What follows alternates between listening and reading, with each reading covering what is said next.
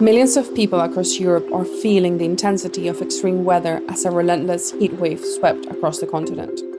Pavements radiated heat. People retreated indoors to escape the punishing rays, and the sounds of air conditioners become louder.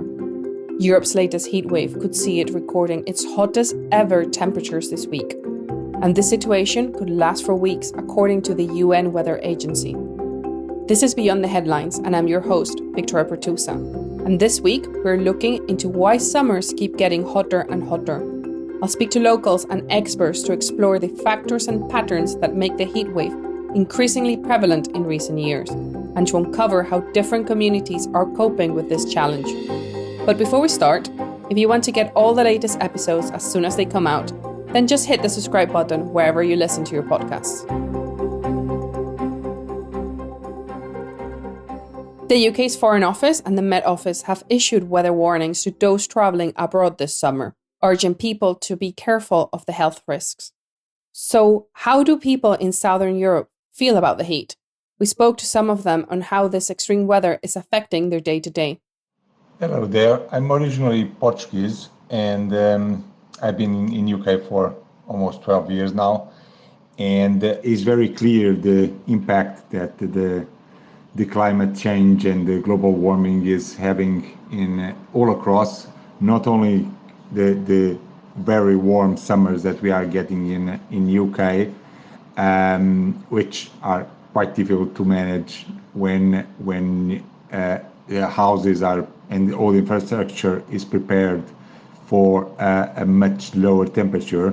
But when I went, and I was there recently, I went back home, and even in countries where the infrastructure is prepared for really warm weather, you can see that the impact of climate change is having, and the really warm summers with some parts of the country really struggling with lack of water and no plans or no expectations things to go better.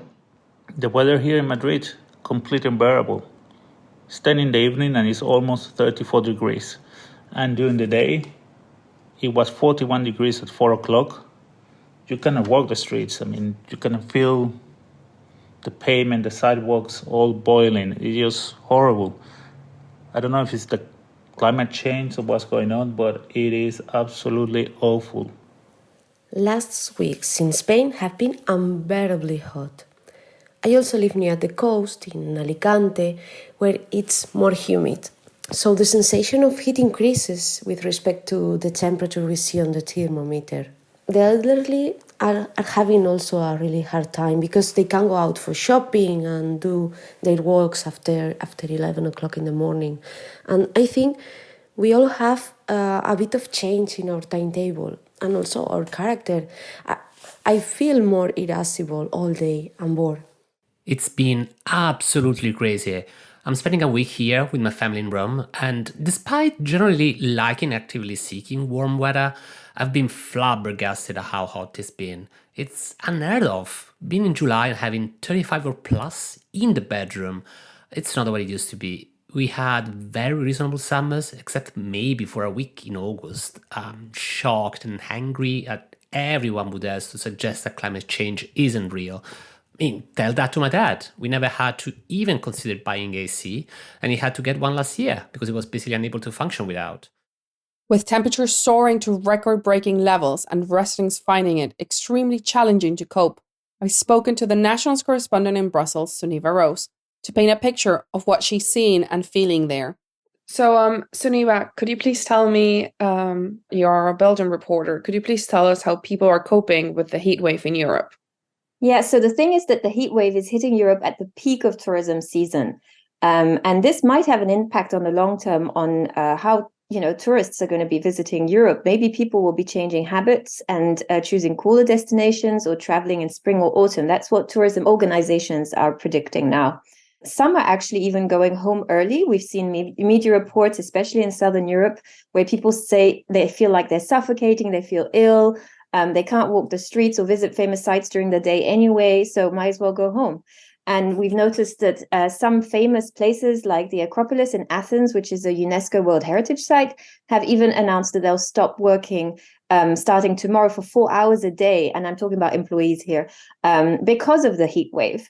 Temperatures at the Acropolis have been higher than 45 degrees Celsius, which is really hot. The heat has also forced authorities in Greece to restrict access to the Acropolis to tourists. Last week, that happened for 3 days. The Red Cross was even distributing water bottles to tourists. And, we've seen a lot of images of people being evacuated just because it was just too hot at the site. Generally, it's recommended that people stay indoors and avoid going out when it's too hot during the day, drink plenty of water, obviously. Rome is another place where tourists have been suffering. In Italy, people are trying to keep cool by splashing water on themselves in fountains. There's a lot of fountains in Rome, or standing under giant fans outside the Colosseum. In Sardinia, which is an Italian island in the Mediterranean, beaches are restricting access for children to the early morning, so before it gets too hot during the day. Further west in the Canary Islands, there's wildfires are raging, and people have been told to use face masks because of the poor air quality outside. There's also forest fires in Greece, and over 1,000 children had to be evacuated from holiday camps. So, as you can see, quite an impact all over Europe, especially in the south. What adaptation strategies have the European governments put in place? Yeah, so throughout Europe, European governments are looking at how they can protect their most vulnerable populations, including the elderly, from the heat waves. Because, for example, scientists said earlier this month that last summer's heat wave may have killed 61,000 people. And we're talking mostly about older women in the Mediterranean who are affected. In Italy this summer, there's Red Cross teams that are checking on elderly people on the phone. In Cyprus, a 90-year-old man died over the weekend from heat stroke, and 6 other elderly people were hospitalized. So they all suffered heat strokes at home as temperatures went over 43 degrees Celsius. France is actually one of the countries that has been looking at this seriously at government level for a while now, because the country was traumatized by a heat wave in 2003 that even I remember as a teenager, during which nearly 15,000 people died. And that was 60% more than normal. So France now has a warning system that includes public announcements with advice on how to stay cool. And obviously, authorities tell people, drink a lot of water, avoid alcohol, don't go out during the day. Other countries have started to look into this as well a little bit more recently. So Spain last month said that they'd create a new department in the government that would investigate and alleviate the effects of extreme temperatures on human health. Spain has already banned outdoor work during periods of extreme heat because a municipal worker died in Madrid last summer.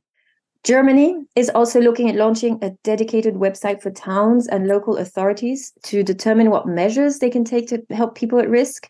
Once again, we're talking about the elderly, homeless, young babies, everything. And last but not least, the heat also puts your pets at risk. People have a tendency to forget their dogs in cars, which can kill them. So in Portugal, there's been social media posts from authorities warning people, don't leave your pets, don't leave your dogs in cars, they can die. And in some countries, like the UK, the owner of a pet that dies as a result of staying too long in an overheated car can be charged with animal cruelty.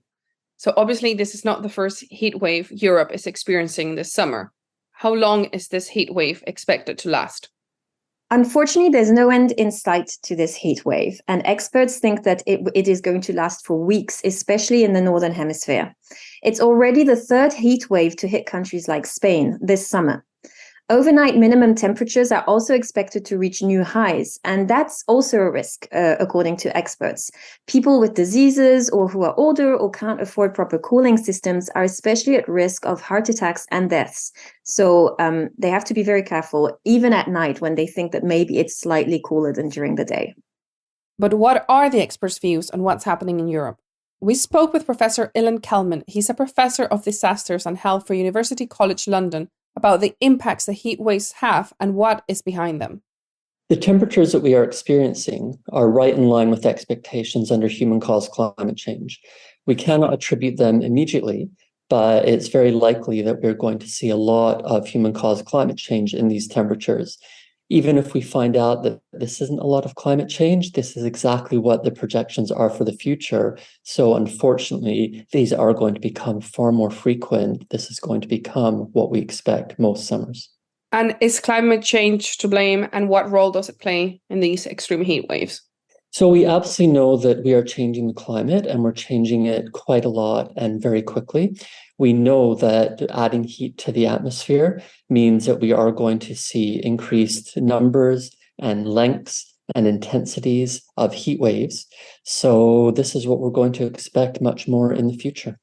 And 61,000 people were killed in 2022 across Europe due to last summer's heat wave. What are the dangers of extreme heat? This is awfully what we are going to see a lot more. And last summer, as well as previous heat waves, show exactly the dangers to us from these temperatures. When we get this hot, our bodies cannot cope. Look, we're warm-blooded, so we do spend a lot of calories trying to keep our temperature around 37 degrees Celsius, but at these temperatures, our body cannot do it. The heat regulation system, our temperature regulation system, simply breaks down, our organs overheat, and then our organs fail, which kill us. Dehydration is a huge killer. We sweat to get rid of heat. That means that we are losing fluid. Our blood can clot, and also it does not help our organs. So blood clots can damage organs and kill us, and also simply the lack of fluid can kill us. Certainly, being out in the sun too long, sunburn does not really kill people that frequently, but it can do it, and it's very dangerous. It can require hospitalization. And then people say, well, it's hot, so I'm going to cool off by jumping into lakes or reservoirs or the sea, which is fully understandable. And very sadly, we see a spike in drownings during heat waves. And obviously, heat waves create a social and economic impact. What are these impacts? So the social impacts are that people may not be able to pursue the activities which they want to, and that includes getting into work. So I'm very privileged that if I work from home, I still can get my work done, and my employer supports that. Other people have to be on site. This means knock-on social and economic impacts. We can consider food. Agricultural workers are at some of the highest risk for heat-related death and difficulties, because during the hottest hours of the day, if they're not out there planting and harvesting and taking care of the crops, then we don't eat. So they effectively have a choice that they may not get paid when they're not working. So they effectively have a choice of either dying or not earning money, and that really is not much of a choice. Same with construction workers. All our infrastructure needs maintenance. We are building new infrastructure. We are knocking down old infrastructure. Construction workers have to be outdoors. And not all public transportation is air conditioned. So the people who are on the front line, keeping our cities and our countryside moving, getting people to their families, getting people to and from work, are often in a circumstance where they cannot work from home. They have to be in their vehicles. And yet, if it's not air conditioned, they are at high risk. And what can be done to mitigate the effects of the heat waves? Well, we are seeing many cities and other governments saying that they can open cooling centers, they can provide fresh water. The advice which is being given across Europe is absolutely right. Try and stay indoors in cool places during the hottest part of the day, typically 11 to 3, but that can extend. Take it easy. Don't overexert oneself.